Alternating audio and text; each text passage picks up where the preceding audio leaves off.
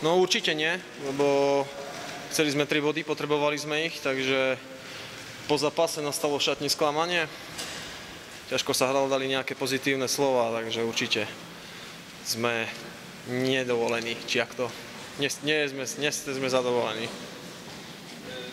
Powiedz proszę, ty myślisz, że to jest koniec szansy na europejskie puchary?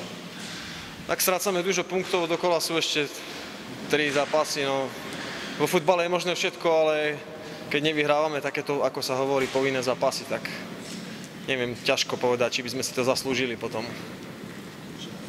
Ty myślisz, że Śląsk, inaczej, zasłużyliście w ogóle dzisiaj na zwycięstwo? Jak to sądzisz?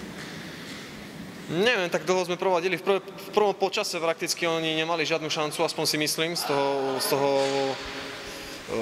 toho hľadiska, z ihriska to vyzeralo, že možno mali na lopte väčšiu prevahu, ale nejakú veľkú šancu nemali. Když my sme trafili Brno, možno keby sme niektoré akcie dotiahli viacej do konca, tak sme mohli ísť skorej do vedenia. No, prakticky za 101-0 sme mali veľkú šancu, kde sme mohli ísť do dvojgólového vedenia a bolo by po zápase.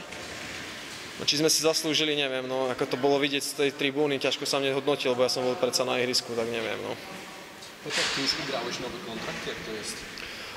Myslím si, že ako sme to mali v tom kontrakte, že to sa predĺžilo, ale neviem, musím si na to sadnúť s prezidentom a prebrať si presne tie detaily, ale myslím si, že by to mohlo byť všetko v poriadku. A ile tam miało być ileś minut, tak?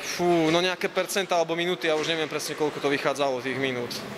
Neviem, musel by som sa na to presnejšie pozrieť, ale myslím si, že by to mohlo byť splnené, tá podmienka.